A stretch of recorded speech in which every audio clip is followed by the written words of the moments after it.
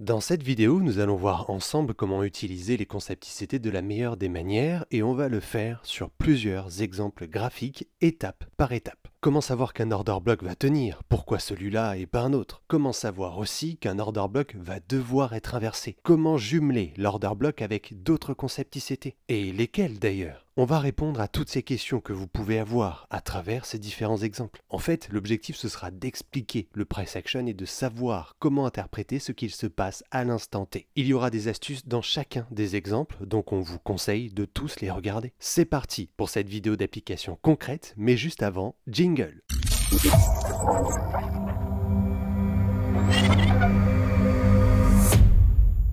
Alors, avant d'entrer dans le vif du sujet, il faut savoir qu'on ne va pas utiliser 15 concepts ICT différents. Vous nous connaissez sûrement, vous savez qu'on en utilise seulement quelques-uns. Il y aura surtout dans cette vidéo l'order block, la divergence SMT, les kill zones, les breakers, mais on parlera aussi du PO3, vous verrez en daily en 4 heures par exemple, les phases de marché, etc. Vous verrez par vous-même qu'au final, il suffit de maîtriser cette poignée de concepts pour réussir, au lieu d'en utiliser 15 de manière approximative. En fonction des exemples, vous verrez qu'on va toujours se baser sur l'order block et qu'on va toujours chercher à le jumeler avec un autre concept, donc par exemple les divergences SMT ou les kill zones. Maintenant que les bases sont posées, on va pouvoir commencer avec le premier exemple. Commençons ainsi avec ce premier exemple sur le graphique. Alors première chose à noter, peu importe l'actif que vous regardez, peu importe l'échelle de temps que vous voyez ici. Gardez bien en tête ce qu'on avait déjà dit sur tout ce qui est time frame alignment. Je vous rappelle les principales ici. Donc si par exemple vous analysez sur l'échelle daily, c'est sur l'échelle H1 qu'il faudra descendre pour chercher donc une confirmation de structure ou un setup. Si vous analysez sur l'échelle H4, il faudra donc descendre sur l'échelle 15 minutes et pas une autre pour chercher une confirmation de structure, bullish ou bearish, et pour chercher un trade. Si par exemple dans ce cas de figure je suis ici sur l'échelle de temps 15 minutes, ça veut dire que sur l'échelle H4 au préalable, il y a eu quelque chose sur le graphique qui m'a donné le feu vert pour descendre sur cette échelle 15 minutes. Pour plus de détails sur le time frame alignment, n'hésitez pas à regarder nos précédentes vidéos, on en a beaucoup parlé.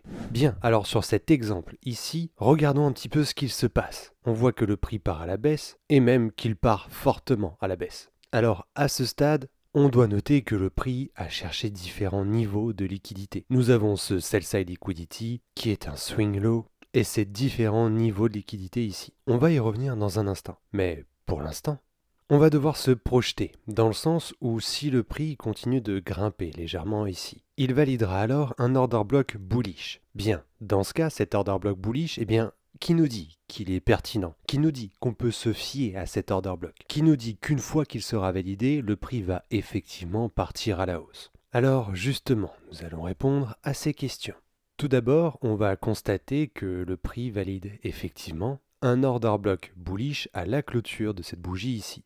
Bien, cet order block nous dit donc maintenant que le prix évolue dans une tendance bullish et qu'on va pouvoir chercher à acheter. Les différents niveaux d'objectifs sont donc ce buy-side liquidity qui est l'objectif ultime, ce buy-side liquidity qui est un niveau intermédiaire, et nous avons également ce high ici qui est aussi un swing high qui est un niveau intermédiaire.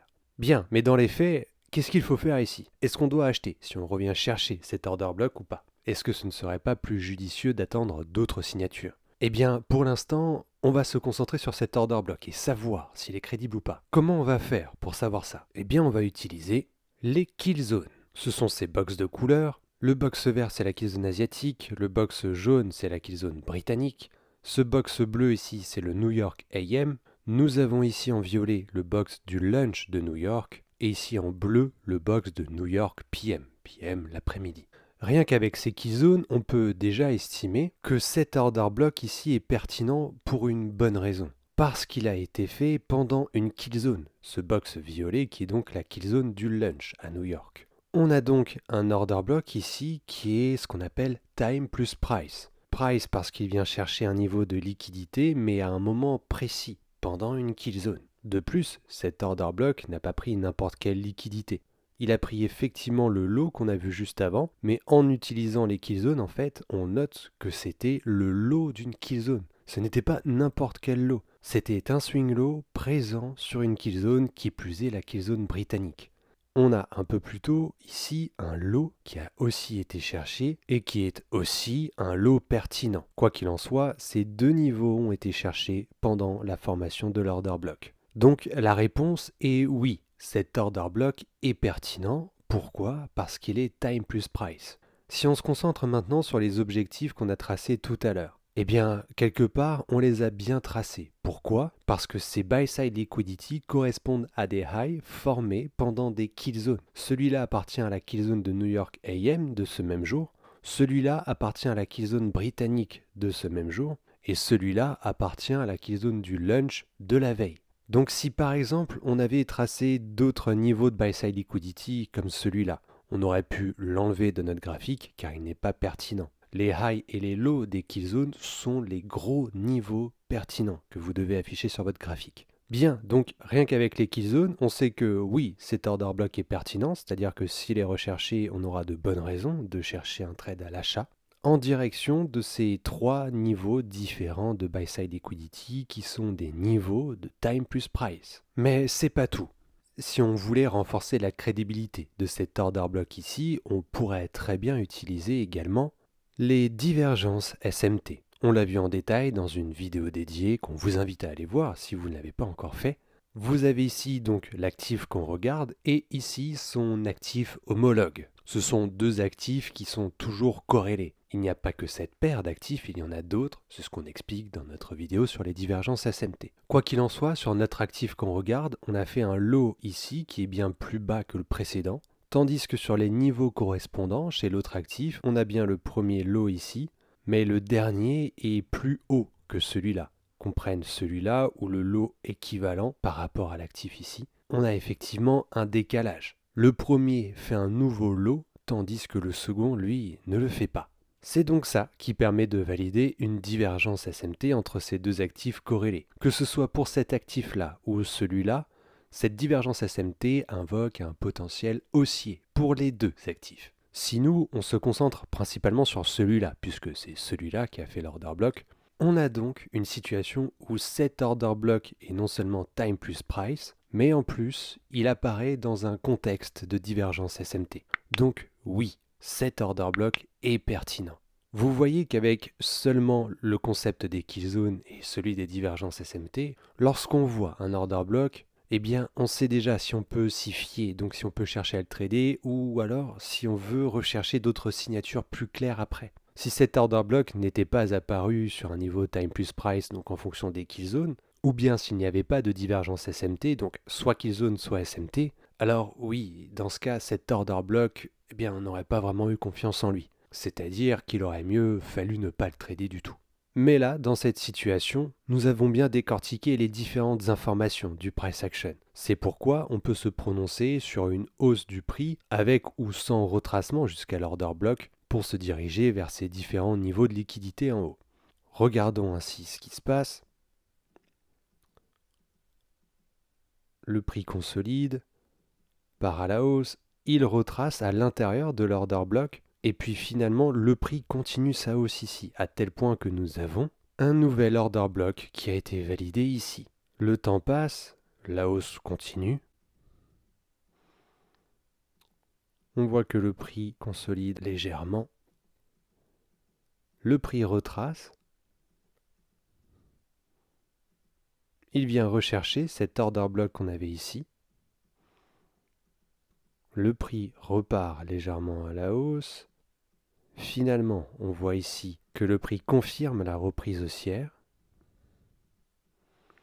et vient chercher les différents niveaux de liquidité qu'on a vus plus haut. Les trois qu'on avait tracés ont été cherchés. Donc vous voyez que depuis ce premier order block ici, et si on enlève maintenant les kill zones pour y voir plus clair, il y avait à l'intérieur de cet order block une zone idéale pour chercher un achat, qui était ce busy ici. Alors, si on regarde en détail, on voit qu'il y a deux busy, mais dans ce cas, on peut très bien considérer que ces deux petits busy forment un seul grand busy. Un busy est un FVG bullish. Si on n'a pas réussi à trouver d'opportunité, donc dans ce busy, parce qu'on n'était pas devant les graphiques ou parce qu'on a trop hésité, etc., on va attendre une autre signature bullish qu'on a eu plus tard avec ce nouvel order block bullish. Alors oui, le prix monte, retrace et retrace profondément à l'intérieur de cet order block bullish. Mais puisque nos niveaux de liquidité n'ont pas été cherchés, on n'a pas de raison de penser que cet order block va être inversé, on n'a pas de raison de penser que le lot ici de cet order block va être cherché. Si c'est le cas, eh bien, c'est qu'on s'est trompé, du moins que la hausse est terminée. Par contre, tant que le prix revient à l'intérieur de ce deuxième order block bullish, c'est là qu'on a une nouvelle fenêtre d'opportunité pour chercher des achats. Et finalement, avec le temps, on voit que le prix a effectivement distribué en direction des objectifs. Donc, pas besoin de faire compliqué avec 36 000 concepts ICT différents. On n'a parlé que d'un seul concept majeur ici, l'order block. On s'est aidé des concepts des kill zones et du concept des divergences SMT et on a affiné ici avec le FVG. Mais passons à présent à un autre exemple pour voir les choses d'une manière différente. Passons directement sur cette échelle 15 minutes. Là encore, vous avez la kill zone asiatique en vert, la kill zone britannique en jaune, la kill zone bleue ici qu'on voit timidement, c'est la kill zone de New York AM. Si votre biais est bullish dans cette situation, vous attendrez naturellement un order block bullish validé qui confirmera votre structure bullish et qui vous permettra de chercher à ce moment-là des setups d'achat. Alors attendons justement qu'un order block bullish se valide. Bon bah finalement, on n'a pas eu d'order block bullish ici, le prix a continué sa baisse pour prendre le lot ici de la key zone du lunch de New York dans ce box violet. À ce moment-là, on peut très bien s'attendre à ce que le prix descende encore plus bas jusqu'à ce sell side liquidity. Cela dit, si le prix remonte maintenant pour faire un order block bullish dans la foulée, ce sera donc un order block bullish pertinent, puisqu'il aura pris des liquidités pertinentes ici, le lot d'une kill zone. Regardons ainsi ce qui va se passer. On voit que le prix semble repartir à la hausse. Et peu de temps après, nous avons effectivement un order block bullish qui a été validé à la clôture de cette bougie, l'order block bullish étant composé de ces bougies juste là. Nous avons donc une structure bullish qui nous dit que là maintenant on peut chercher des opportunités d'achat en direction par exemple de ce buy side liquidity ici qui est un niveau pertinent puisque c'est un niveau time plus price. Pourquoi? Car c'est le high de la kill zone asiatique. Nous avons donc tout cet order block ici pour chercher des achats à condition bien évidemment que le prix revienne à l'intérieur de cet order block. Regardons finalement ce qui se passe. Le prix recherche l'order block ici, le prix part à la hausse, consolide, part à la hausse, consolide toujours et part un peu à la hausse. Il semble bien parti à ce moment-là pour aller chercher son buy side liquidity.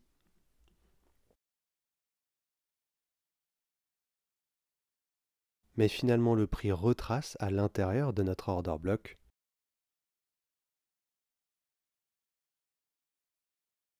Et finalement, notre order block ici n'a pas été respecté. Son lot, juste ici, a été cherché à ce moment-là. Et on voit par la suite que la baisse continue.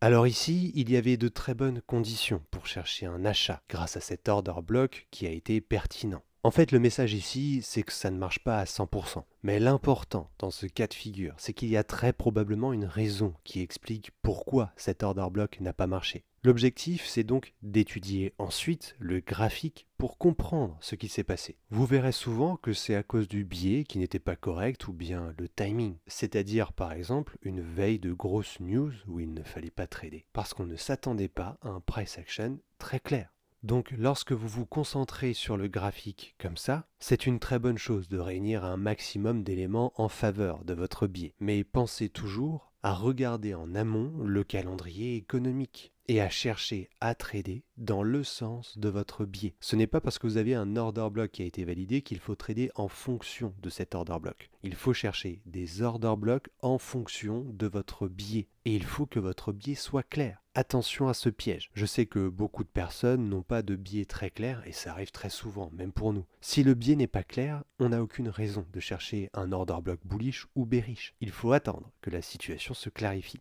J'espère que ce point est bien clair pour vous. Je vous propose à présent de passer au prochain exemple.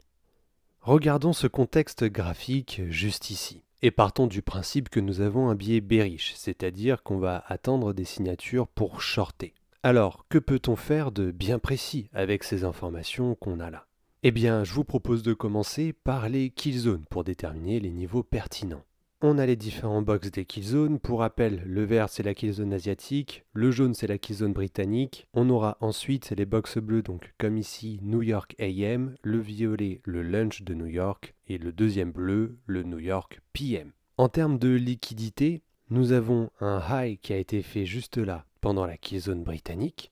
Nous avons un autre high juste ici qui appartient à la kill zone de New York AM de la veille. On peut également parler de celui-là juste ici, qui est le high de la kill zone asiatique de la veille. Bien, donc avec les kill zones, on sait assez rapidement sur quel niveau on va se concentrer. Qu'est-ce que je veux dire par là? Eh bien, nous qui sommes bearish, on va attendre une structure bearish. Cette structure bearish va forcément passer par un order block bearish. Pour avoir un order block bearish, il faudra que le prix monte pour chercher des liquidités. Parce qu'un order block, c'est ce qui pousse le prix dans une zone de liquidité. Comment déterminer ces zones de liquidité? Où sont-elles sur le graphique? Eh bien, c'est exactement ce qu'on vient de voir. Ce sont les niveaux time plus price, donc les highs ici des key zones. On sait donc sur quel niveau on attendra que le prix monte pour valider par la suite un order block bearish. Donc, par extension, tant que le prix ne cherche pas au moins l'un de ces niveaux, on n'a aucune raison de s'intéresser au graphique. Ce qui nous permet de mettre une alerte TradingView et d'aller faire d'autres choses. Bien, regardons à présent ce que ça donne avec le temps. Alors on voit que le prix a bien baissé, puis que le prix est nettement remonté, cherchant à la fois le high de la kill zone britannique et le high de la kill zone de New York AM de la veille, après quoi le prix repart à la baisse. Alors ici, on sait qu'on est dans un potentiel order block bearish. Il n'est pas encore validé, il faudra pour cela que le prix clôture sous cet order block bearish composé de cette unique bougie bullish. Ce n'est pas grave qu'il n'y ait qu'une seule bougie, puisqu'elle a pris des niveaux de liquidité pertinents. Alors attendons de voir si l'order block se valide. Pour l'instant non, et malgré le fait qu'il y ait eu cette grosse mèche ici. On n'a pas de clôture de cette bougie sous le niveau de l'order block, donc on n'a pas d'order block validé. Le temps passe encore, le prix retrace, ne valide toujours pas l'order block bearish. Et finalement, le prix continue sa hausse, à tel point qu'il va chercher l'autre niveau de liquidité qu'on avait vu. Donc, on n'a pas eu d'order block bearish validé à ce moment-là. Et donc, tant mieux qu'on n'a pas shorté. Maintenant, la question c'est, est-ce qu'on aura un order block bearish depuis ce niveau? Nous qui sommes bearish, c'est là qu'on va devoir observer un order block bearish. Car si le prix continue de grimper, eh bien, c'est qu'on se sera trompé et qu'il faudra attendre plus tard pour y voir plus clair. Alors, on va faire propre sur les graphiques et on va voir ensuite ce que ça va donner avec le prix. Le prix monte encore un peu. Il corrige. Il part fortement à la baisse. Il retrace un peu. Et un peu plus tard, il valide enfin un order block bearish. On a bien ici l'order block bearish composé de ces bougies haussières qui a été validé à la clôture de cette bougie ici. Donc là, ça y est, on a enfin notre order block bearish qu'on attendait tant. On a donc le feu vert pour chercher des shorts. Avant d'aller plus loin, faisons un point sur cet order block bearish qui a été validé. Est-ce qu'il est pertinent? En termes de kill zone, cet order block s'est produit pendant la kill zone de New York AM. Il a d'ailleurs pris des niveaux de liquidité, des highs d'autres kill zones. On a donc effectivement un order block time plus price. Donc oui, il est pertinent. Si on regarde du côté des divergences SMT, eh bien là aussi on en a une. Sur notre actif, on a un high ici et un nouveau high qui est plus haut que le précédent. Tandis que sur l'actif corrélé en question, on a le high correspondant ici et le dernier high qui est juste là. Sur cet actif, on n'a pas réussi à faire un high plus haut que le précédent. On a donc une divergence SMT bearish puisqu'elle se manifeste sur les highs. Cette divergence SMT bearish invoque un potentiel bearish pour les deux actifs. Nous, c'est celui-là qui va nous intéresser puisqu'il y a un order block bearish qui a été validé. Donc cet order block est non seulement time plus price, mais en plus il apparaît dans un contexte de divergence SMT bearish. Oui, il est parfaitement crédible. C'est-à-dire que si on ne traite pas ça, ça va être compliqué de trouver quelque chose avec beaucoup d'autres confirmations. Il y aura plein de fois où vous aurez seulement une confirmation avec les keyzones ou seulement avec les divergences SMT. Ça arrivera souvent. L'important, c'est de toujours chercher à confirmer la crédibilité de votre order block, au moins avec les keyzones ou au moins avec une divergence SMT. Si vous n'avez ni l'un ni l'autre, c'est mieux de le laisser de côté et d'attendre un peu que le temps passe pour y voir plus clair. Pour revenir sur notre actif ici, on sait à présent que le prix n'a plus de raison d'aller chercher ce nouveau high, car dans ce cas, l'order block bearish sera inversé et on se sera trompé. Le biais n'aura finalement pas été bearish. Par contre, si on a raison, on sait que cet order block peut très bien être recherché, après quoi le prix repartira à la baisse. S'il part effectivement à la baisse, quels sont les niveaux pertinents que le graphique nous laisse voir? Là aussi, on va se servir des keyzones et on va noter que ce lot ici s'est arrêté au pips près sur ce lot juste là. On a donc un equal low mais qui est time-based, car ces deux lots qui composent l'equal low sont des lots apparus sur des keyzones. On a donc ce niveau qui est un excellent objectif pour la baisse. Mais nous avons aussi ce swing low là, par contre il faut noter qu'il n'est pas time-based, et nous avons ce low juste ici, qui est un niveau time-based car il apparaît à la toute fin de la keyzone britannique de la veille. Nous avons donc deux niveaux principaux sur le graphique, l'equal low et le low de la keyzone britannique de la veille. Bien évidemment, si on s'attend à ce que ce low soit cherché, alors celui-là, qui n'est pas pertinent, sera aussi cherché. Bien, alors regardons ce que ça va donner. On peut maintenant enlever les keyzones pour y voir plus clair. On voit que le prix part un peu à la baisse. Ici, il frôle l'equal low mais ne le prend pas. Le prix remonte finalement pour retracer à l'intérieur de notre order block bearish.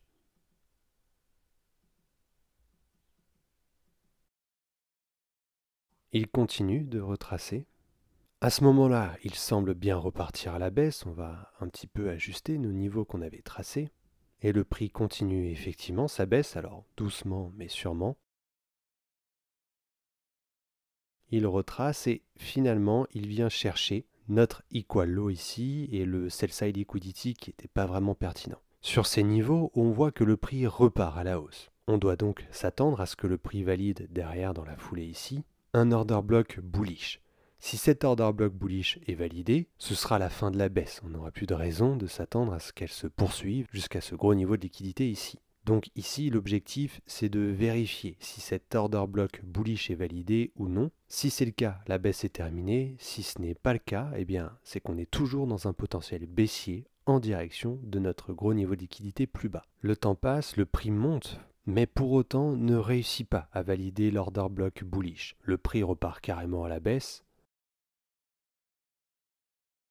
Il retrace ici.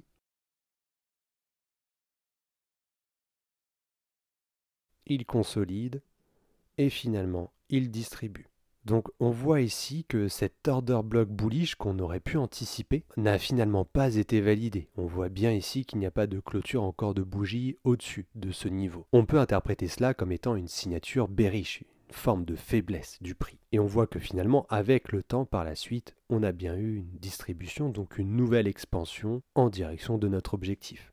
Vous voyez là encore qu'on a seulement utilisé principalement l'order block, qu'on s'est appuyé sur les keyzones et les divergences SMT pour renforcer la crédibilité de notre order block. On a détecté les niveaux sur lesquels le prix pouvait se diriger. Et on pouvait même surveiller des signatures contre notre biais qui, si elle était validée, nous disait que c'est fini. Dans ce cas, finalement, l'order block n'a pas été validé et la baisse a continué. Dans cet autre exemple, nous avons également un biais bullish, donc on va chercher des structures bullish. Nous avons ici notre keyzone asiatique. On va donc voir ce que va donner la keyzone britannique. Ce sera un box jaune. Et idéalement, on sait qu'on devra observer un order block qui va se faire ou se valider sur cette keyzone. Alors regardons justement ce qui se passe. La keyzone britannique ouvre ici, on a le box jaune. À ce moment-là, on a le prix qui part à la baisse et qui prend cet equal low. Cet equal low est en partie compris dans la keyzone asiatique. On a donc des lots pertinents et en plus time plus price. Idéalement, c'est depuis ce niveau qu'un order block bullish devra se valider si on veut justement avoir une structure bullish qui nous permettra de chercher des achats. Regardons ainsi ce qui se passe. Dans la foulée, sur la bougie suivante, on a effectivement un order block bullish qui a été validé. Donc là, ça y est, on a notre structure bullish validée. On sait donc qu'on va pouvoir chercher à acheter si le prix vient rechercher cet order block bullish par exemple. Nous avons différents objectifs, à commencer par ce high ici. Vous aurez également noté ce high qui est un high time plus price puisque c'est le high de la kill zone asiatique. Regardons ainsi ce qui se passe. Le prix part à la hausse. Nous avons d'ailleurs ici un FVG bullish, donc un busy qui a été validé et qui peut très bien représenter une zone dans laquelle on cherchera à acheter, à condition bien évidemment que le prix vienne rebalancer ce FVG. Si on a loupé une entrée, on a donc deux possibilités, attendre un retracement jusqu'à ce que le busy soit rebalancé ou attendre un retracement plus profond jusqu'à ce que l'order block soit recherché. Regardons ainsi ce qui se passe. Ici, le prix vient non seulement rebalancer ce AVG, mais également pullbacker cet order block. Nous avons donc nos deux zones idéales pour chercher un achat qui ont été cherchées. Regardons ensuite ce qui se passe. Le prix repart à la hausse et à ce moment-là, nous avons un nouvel order block bullish qui a été validé. On a donc une nouvelle fenêtre d'opportunité. Si le prix retrace, on pourra chercher à acheter à l'intérieur de ce nouvel order block. Regardons ce qui se passe. Le prix continue sa hausse, cherche son premier niveau de liquidité pertinent. Puis la hausse continue à tel point que le prochain niveau de liquidité est cherché. Est-ce que nous avons d'autres niveaux qui pourraient nous intéresser en termes de TP? On en voit plusieurs qui sont intéressants parce que ce sont des niveaux time plus price. Nous avons ce high ici qui appartient à la kill zone asiatique. Cet autre high ici qui appartient à la kill zone de New York PM. Si on dézoome, on voit qu'on a plein d'autres niveaux et on pourra s'arrêter sur ce high ici qui est le high de la kill zone de New York AM. Ce sont bien évidemment des kill zones de jours précédents. Bien, alors si on s'attend à une poursuite de la hausse en direction de ces objectifs, on va devoir chercher des signatures bullish. Regardons ainsi ce que nous donne le prix. Alors à ce moment-là, le prix part fortement à la baisse. On voit que le prix va d'ailleurs rechercher à nouveau cet order block ici. On peut donc d'ores et déjà, à ce moment-là, s'attendre à ce que le prix valide par la suite un nouvel order block bullish juste ici. Mais il faut noter quelque chose d'autre à ce stade. Lorsqu'on zoome, on doit noter que le prix a validé un order block bearish. Nous avons donc ici, sur ces deux bougies haussières, un order block bearish, donc moins OB, et ici plus OB pour un potentiel order block qui n'est pas encore validé. Ce qu'il faut noter ici, c'est que cet order block bearish peut être une signature bullish pour la suite. C'est-à-dire qu'à ce stade, on a un OB bearish qui va potentiellement être recherché et qui va permettre au prix de repartir à la baisse. Ce sera vrai si on s'attend à une baisse. Par contre, si on s'attend à une hausse, en direction par exemple des autres objectifs ici, alors cet order block bearish, qui est donc un pilier bearish, devra être inversé. Je répète, si on s'attend à une hausse, on devra observer l'inversion, donc le non-respect de cet order block bearish. Si cet order block bearish est inversé, qu'est-ce qu'on aura alors? On aura un breaker block bullish, qui devra par la suite soutenir le prix dans une direction haussière. On va voir les détails dans un instant. Pour l'instant, regardons ce qui se passe. On a le prix qui effectivement valide l'order block bullish qu'on a vu donc ici, composé de ces bougies baissières. Il le fait pendant la kill zone de New York AM. C'est donc un seized time plus price, donc très pertinent. Et sur le même niveau, nous avons ce breaker block bullish que je marque avec ce box rouge. C'est cet ancien order block bearish qui est à présent devenu un breaker block bullish.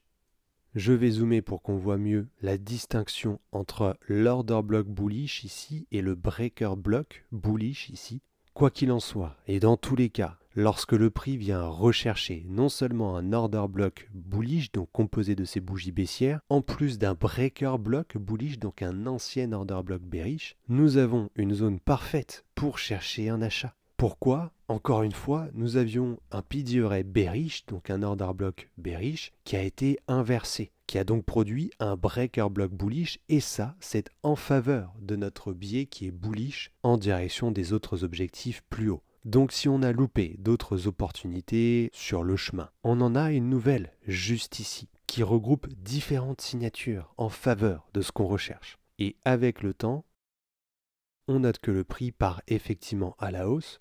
il délivre jusqu'aux objectifs qu'on avait vus tout à l'heure. Ici, il a pris les 2 niveaux et il en reste encore un juste au-dessus. On voit que le prix consolide, puis que le prix retrace, venant chercher à la fois notre order block bullish et notre breaker block bullish. Au pips près, on voit ici la mèche. Après quoi, le prix délivre à nouveau à la hausse, et cette fois pour de bon en direction de notre dernier objectif qu'on avait tracé. Là aussi sur cet exemple, vous avez différentes signatures, mais une même façon de faire à chaque fois. Vous voyez bien à quel point les pis diurètes, donc notamment les order blocks ici, sont respectés. Parce que ce ne sont pas n'importe quels order blocks. C'est ça que vous devez bien comprendre. Et cette notion de pis diurète inversé, c'est également une signature. Rappelez-vous, à ce moment-là, alors qu'on était baissier et qu'on avait validé cet order block bearish, on devait s'attendre à ce qu'il soit inversé pour qu'il devienne un pis diurète bullish.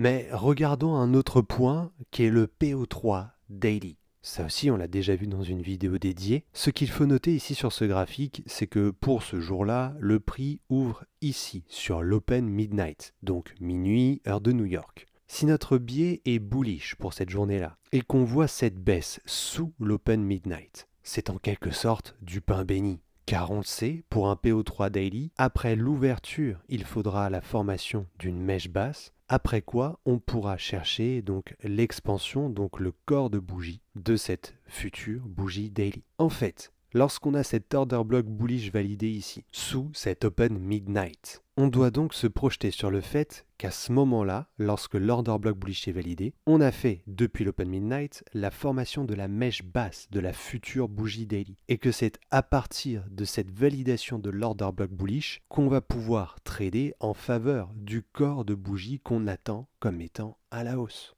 Et sur tout le chemin de cette hausse, si on s'attend à une bougie d'expansion avec notre biais bullish, alors il y aura plusieurs opportunités de trade. Le message ici, c'est donc de ne pas vous précipiter sur tout et n'importe quoi, surtout pas en une minute. Des opportunités, il y en a plusieurs, sur une seule journée, lorsque les conditions sont réunies et bien analysées. Avec le PO3 ici, vous aviez les éléments suffisants pour savoir que cet order block ici devait laisser présager une forte hausse pour le reste de la journée, pour ainsi respecter la journée d'expansion avec le PO3. Dans un autre sens, nous avons ici une structure AMD, accumulation, manipulation et distribution. PO3 Daily, structure AMD, ça aussi, ce sont des choses qu'on a explorées en détail sur notre chaîne YouTube. Donc là, sur cet exemple, on a le PO3 qui donne le contexte et quelques pis diurètes comme l'order block et le FVG qui nous permettent de savoir quoi regarder à quel moment, mais qui nous permettent aussi de chercher à trader.